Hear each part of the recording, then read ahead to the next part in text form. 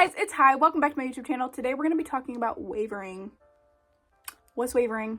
What does wavering mean? What does it mean to persist? What is the difference between wavering and persisting? Am I wavering? What am I? Blah, blah. I'll help you, girl. I'll help you. And I'll tell you what it is to waver and what it looks like to not waver. Hey. If you want one-on-one coaching with me, I am currently doing only sessions right now. Replies will be back. I am just really overbooked right now. Coaching is down there. Get a session now because since I'm so overbooked, I probably will end up raising my prices sometime soon. If you want a session, book down low. So wavering. What is wavering? First of all, what is wavering and what's persisting? Wavering is going from one state to another, basically one mindset to another. So one story to another. That's what it is. Just bouncing back and forth from the old story to the new story, to the old story, to the new story, to the old story, to the new story, or you're affirming, and then you get triggered and you're back to the old story and blah, blah, blah. It's going back and forth. While persisting is just continuously moving your mindset and your focus to the end goal and to the new story and just living there, thinking from there, not being triggered, staying in the end goal, staying in that state. That's what the difference basically is. One is when you're bouncing back and forth, and one is when you're consistently in the end goal, consistently affirming, consistently thinking thoughts from the end goal, flipping your focus. Now, let me give some examples of what wavering would look like. Wavering would look like being triggered by the 3D. Affirming and then going straight back to the end goal when you're not affirming. Trying to push movement. So when you affirm and then you try to go see where movement is, or try to find movement, or try to message your SP and ask them out even though you just started affirming. Acknowledging anything that you do not want. Acknowledgement is focus, and what you focus on grows. So if you're focusing on things that you do not want, they are going to continue to show up. Complaining to your friends, complaining about time, complaining about when it's going to be here, wondering how long it's going to take, wondering if you can even do it, seeing if it's something that you can even do, telling yourself that your circumstances are making your situation worse for you. Those are all things that are not living in the end. While living in the end would look like being in the end goal completely, thinking only thoughts from the end goal. And I mean only thoughts, guys. Come on, not just only thoughts when you're affirming. No, only thoughts throughout the day.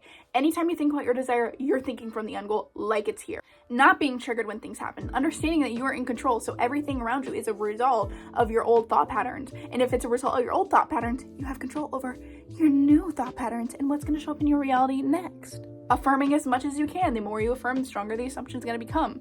Flipping any thoughts that come up that do not align with your desire. Those are basically the difference. And obviously, you're going to want to be in the mindset where you are living in the end and have your desire, and your desire is here, and you're not focusing on when it's going to come here or when it's going to be here or whatever it is. So let's talk about what happens when you do waver. Because sometimes you just need to hear why it's bad, why you shouldn't do it, what it does to your reality in order to stop. Because sometimes you just need to hear that. You probably know, okay, don't waver, don't focus on the 3D, don't react to the 3D, don't acknowledge the 3D. Here's why. When you're wavering from the end goal to the old story, to the end goal to the old story, there are a number of things that could happen. You could start to get hot and cold movement, where movement starts happening and then it goes away. And when you get into that cycle, you get into a cycle of affirming, seeing great movement, it going away, your 3D start being a little shit, and then you start acknowledging that, and then it becomes a cycle where it's hot and then cold, and then hot and then cold. Wavering causes hot and cold movement where things are going good and then things are going bad, and that type of movement causes a mindset that bad things happen and then good things happen, and bad things happen and then good things happen, and it's literally a cycle because you now have an assumption that it's hot and cold. So then that's an assumption that now you have to work through because you wavered and created this reality. Another thing is when you're wavering and going from the end goal to the old story to the end goal, you are not able to create a solid assumption about one thing. Your focus is in two places, so two things are going to be showing up, kind of like the hot and cold movement. Or on the different end of that spectrum, you're never going to fully be in the end goal. You're never going to be able to create that new assumption because you're focusing on the old assumption, and your focus grows. So if you're focusing a little bit on the new assumption and what you do want to see instead of what you don't want to see, but you're only focusing on that a little bit, and the rest of the focus is on your old story is going to continue to show up because your focus is going to grow. Whatever you focus on is going to grow. So if you're wavering and going back to the old story all the time, your old story is just going to continue to show up. Because in order to change your reality around you, you have to change your mindset and your focus. Because your focus grows no matter what. No matter if you mean it to or not, it's going to grow no matter what. Because your thoughts grow, and your thoughts are created from focus and acknowledgement and reaction and whatever that is. So now that we know that what wavering is and why it's not good, how do we stop doing it?